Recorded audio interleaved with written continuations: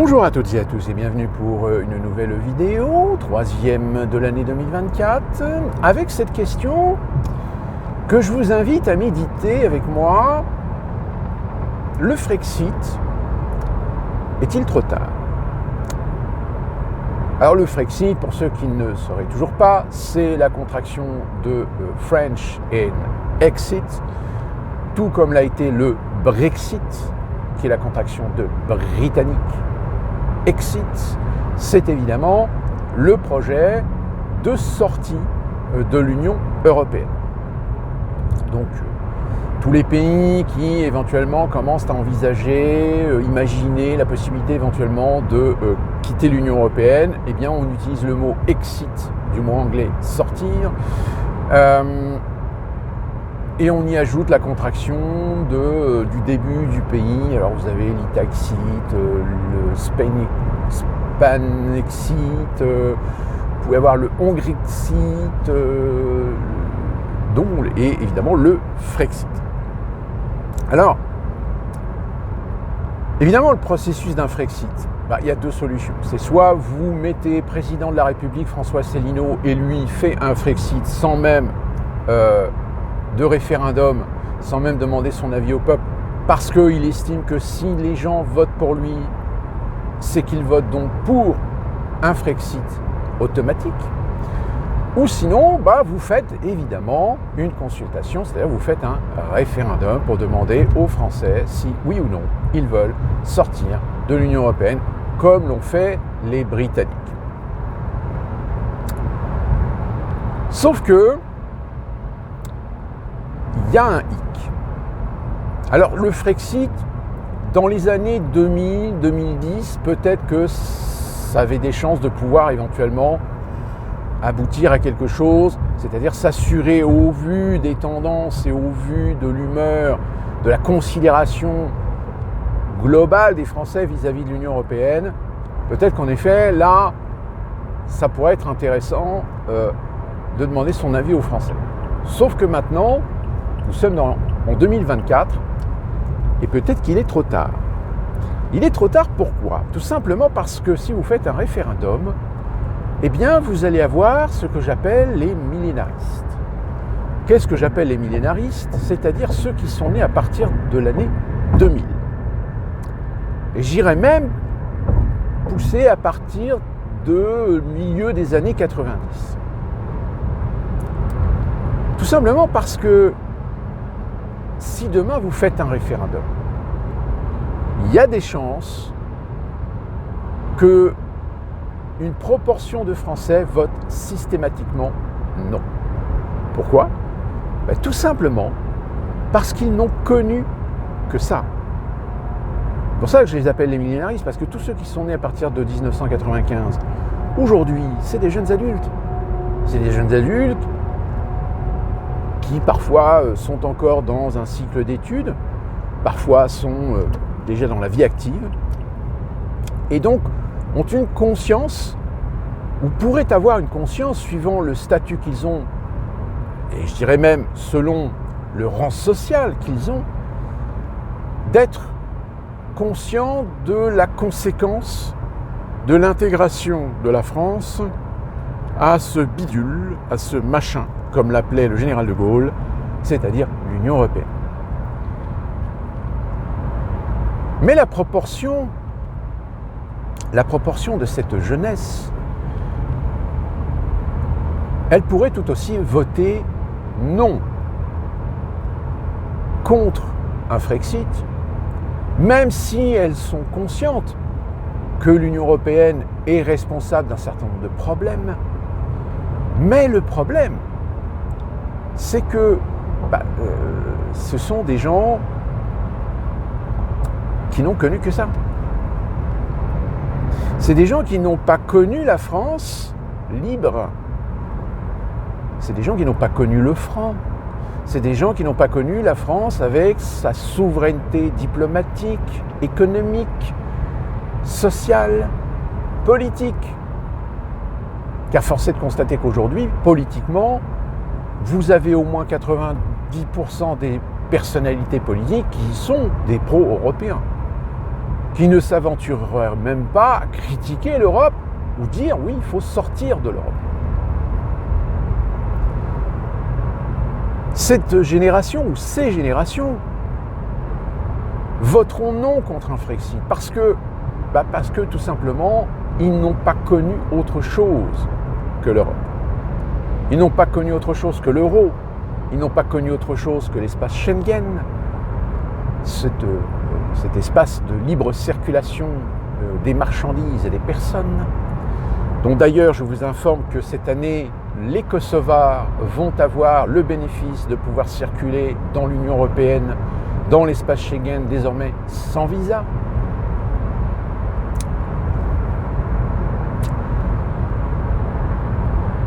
Donc, si vous voulez, il y a ce phénomène finalement qu'on appelle le conflit de génération. Ce même conflit de génération que vous connaissez certainement dans les entreprises, par exemple. Dans une entreprise, vous avez 3 catégories d'individus. Vous avez les vieux de la vieille, vous avez ceux qui sont installés là depuis quelques années, qui ont encore un regard relativement impliqués dans l'activité de l'entreprise, mais qui n'en sont pas non plus aussi dans un esprit libre.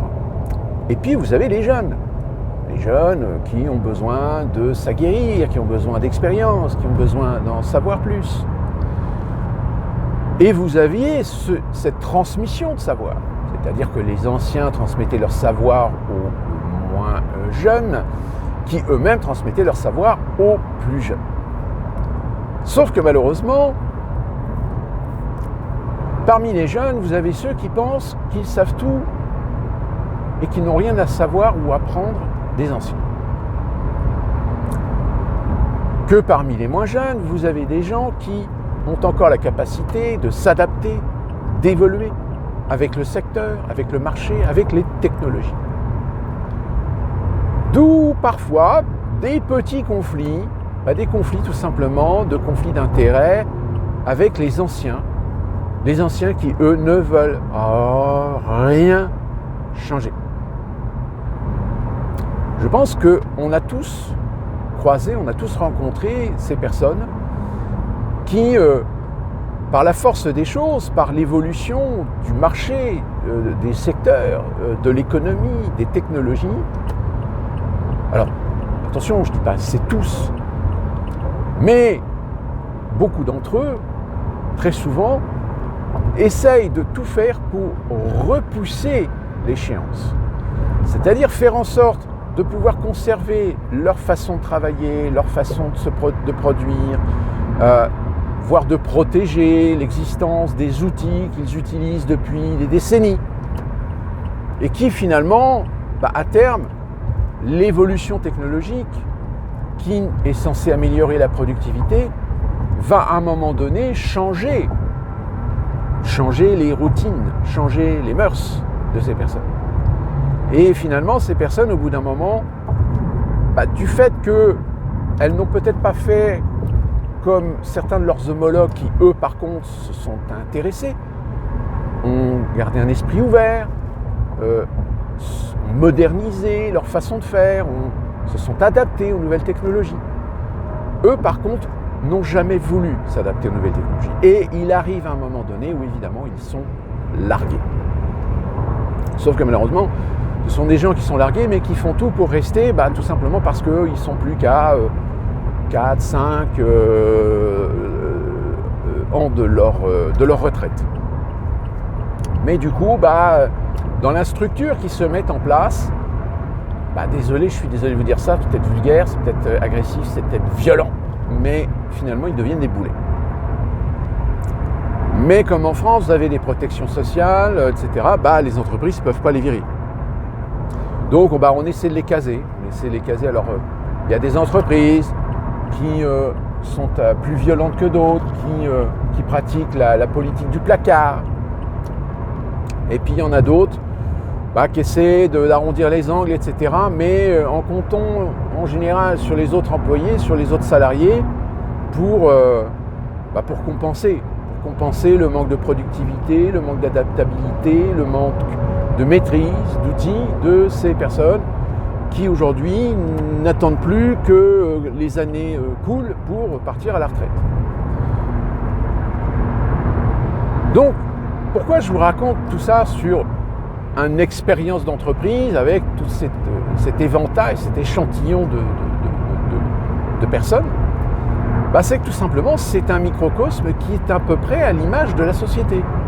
C'est-à-dire dans la société, vous avez des jeunes qui, eux, n'ont vécu que sous certains aspects de la société, et des personnes plus anciennes qui, elles, se souviennent des avantages, se souviennent de la confortabilité, se souviennent de la tranquillité, se souviennent de la sécurité, de certains outils, de certaines politiques d'antan, et qui aujourd'hui sont parmi ceux qu'on appelle des conservateurs et qui parfois partagent un petit peu cette idée de dire c'était mieux avant. Sauf qu'évidemment, dans la société, si du jour au lendemain vous faites un référendum pour demander aux Français est-ce que vous voulez qu'on continue une évolution telle que celle que nous connaissons actuellement dans le statut dans lequel nous sommes actuellement, en l'occurrence avec l'Union européenne, ou est-ce qu'au contraire vous voulez revenir à certaines valeurs, à certains principes, à certaines mœurs de souveraineté absolue? Mais évidemment, le temps étant ce qu'il est, ça va impliquer des conséquences. Mais des conséquences qui seront peut-être à court terme, difficiles à surmonter, mais qui ne sont pas insurmontables.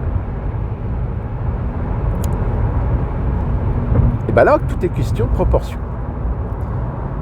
Alors, la proportion peut faire la différence, mais même au sein des catégories, vous allez, comme je vous l'ai dit, avoir aussi des gens qui sont sous l'influence de leurs conditions sociales. Si des jeunes, ce que j'appelle les millénaristes, sont aujourd'hui dans une situation, à dire convenable, s'ils ont un métier, ils ont un salaire, ils ont une vie tranquille, ils consomment, vous pouvez être assuré que ceux-là ne voteront jamais contre l'Union européenne. En revanche, si vous avez des jeunes, moins de 25 ans, qui sont déjà dans la vie active, mais qui ont du mal à joindre les deux bouts parce que les salaires ne suivent pas, parce que leur statut social ne les contraignent à ne travailler que dans certains secteurs d'activité qui malheureusement subissent le dumping social, subissent parfois même le dumping par l'immigration. Vous savez, cette fameuse immigration que des patrons, que des économistes vous disent oui, on en a besoin pour l'économie, pour l'emploi, etc. Oui, je me souviens, les restaurateurs qui pleurent parce que si on limite l'immigration, ils pourront plus trouver de cuistots, ils pourront plus trouver de plongeurs, ils pourront plus trouver de commis, ils pourront plus trouver de serveurs qu'ils payent en dessous du SMIC, surtout si ce sont des gens qui sont sans papier. Donc c'est une nouvelle forme d'exploitation moderne, disons-le. Alors évidemment, ils pleurnichent. Tout simplement parce que les salaires sont trop bas, les salaires sont ridicules, les salaires ne permettent pas à des personnes célibataires ou même parfois en couple de vivre. C'est le cas aux États-Unis où vous avez beaucoup de métiers aujourd'hui qui ne sont pas suffisamment, qui ne sont plus rémunérateurs. Où en effet, certains problèmes économiques, l'inflation, la pandémie ont poussé certains secteurs à réévaluer le salaire en l'augmentant un petit peu de quelques dollars. Mais le problème, c'est qu'ils ont trouvé la parade, c'est-à-dire qu'au lieu d'embaucher maintenant des gens à temps plein, c'est-à-dire à 40 heures, en fait, ils embauchent des gens, mais à temps partiel. Mais des temps partiels qui font 36, 37, 38 heures. Mais qui restent toujours en dessous du temps plein. Et là, vous allez me dire, oui, mais en France, c'est pareil. Ils commencent à faire pareil. C'est ce qu'on appelle la flexibilité. C'est-à-dire qu'aujourd'hui, on évite d'embaucher des gens à 40 heures temps plein. On les embauche en partiel. Alors en France, c'est un petit peu plus contraignant parce qu'il y a quand même une limite. Mais aux États-Unis, la limite, c'est de faire en sorte que l'employé ne dépasse jamais 40 heures. Parce que s'il dépasse 40 heures, là, dans ce cas-là, l'employeur est obligé de payer en heures supplémentaires. Enfin, en heures majorées. Donc, et aussi, c'est une façon, quand on embauche des gens en partiel, mais ou temps plein, parce qu'aux États-Unis, moi par exemple, je suis en temps plein. Je suis en temps plein, 40 heures. Mais la flexibilité des plannings fait qu'ils ne sont pas obligés de me mettre 40 heures. Ils me mettent toujours que 35, 36, 37 heures. Parce qu'ils se gardent toujours une marge, que si jamais un jour il y a un problème, il y a un employé qui est malade ou un truc comme ça, ils peuvent vous appeler pour faire 2-3 heures par-ci, compléter avec un autre employé qui lui aussi va faire 2-3 heures, et comme ça, tu réussis à compenser un employé qui est absent de 6 heures. Flexibilité. Et en France, depuis maintenant une quinzaine d'années, c'est ce qu'ils sont en train d'installer. Donc, en effet, imaginons que des jeunes aujourd'hui qui subissent ce système ultralibéral, très influencé d'ailleurs par l'Union européenne, recommandé par l'Union européenne, peut-être qu'en effet, ces jeunes-là, par contre, eux, vont peut-être voter pour le Frexit. Donc, de là à dire, est-ce qu'il y a un risque qu'un Frexit ne fonctionne pas à cause des millénaristes ? Finalement, oui et non.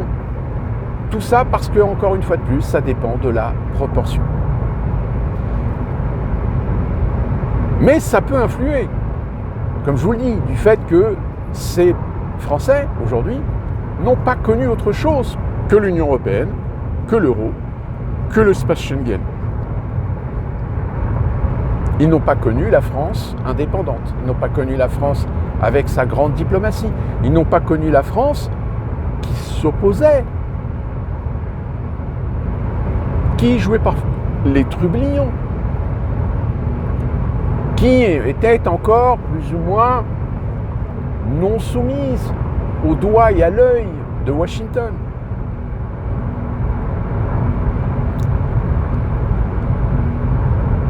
Ces Français, qui finalement n'ont rien connu d'autre que ce que vous connaissez aujourd'hui, est-ce qu'aujourd'hui, ces gens-là vont voter un Frexit ? Bien sûr que non. Parce que comme je vous l'ai dit, ils n'ont pas connu autre chose.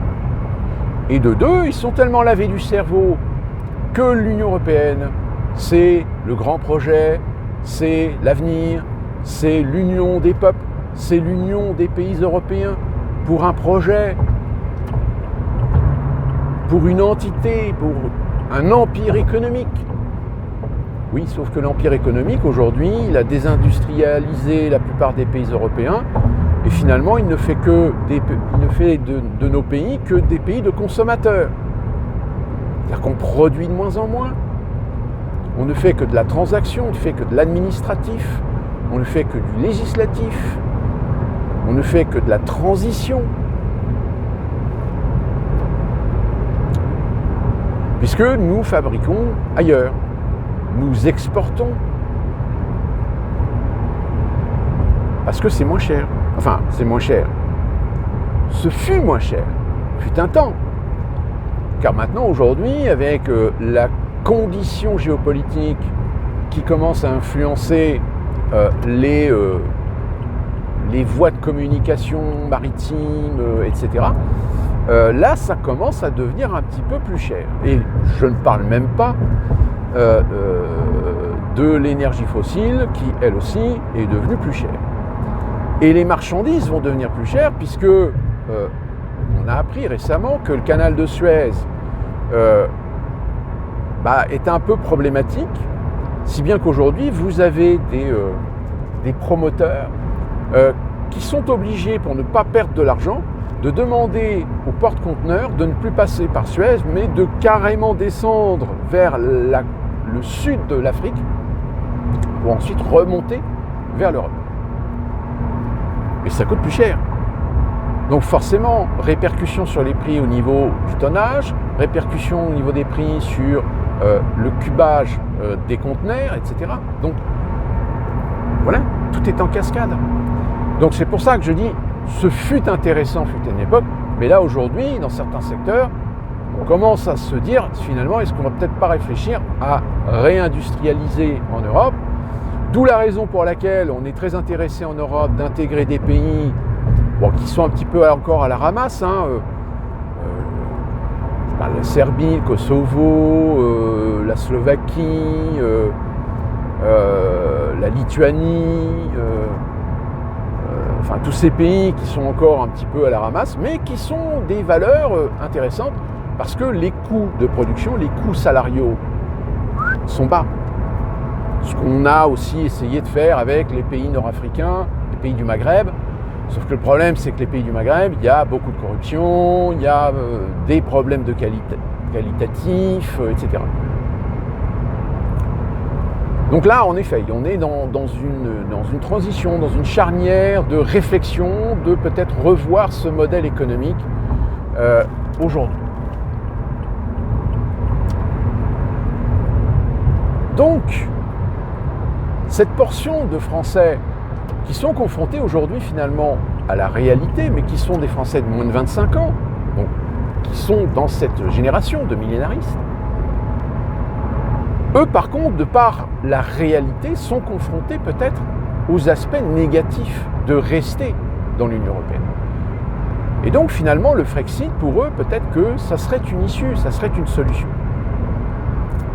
Mais là encore, finalement, peut-être que ça serait intéressant de voir dans les statistiques, dans les chiffres, quelle est la proportion des moins de 25 ans par catégorie sociale, par catégorie d'emploi, par revenu, pour savoir si oui ou non, l'éventualité d'un référendum sur le Frexit peut être envisageable ou pas.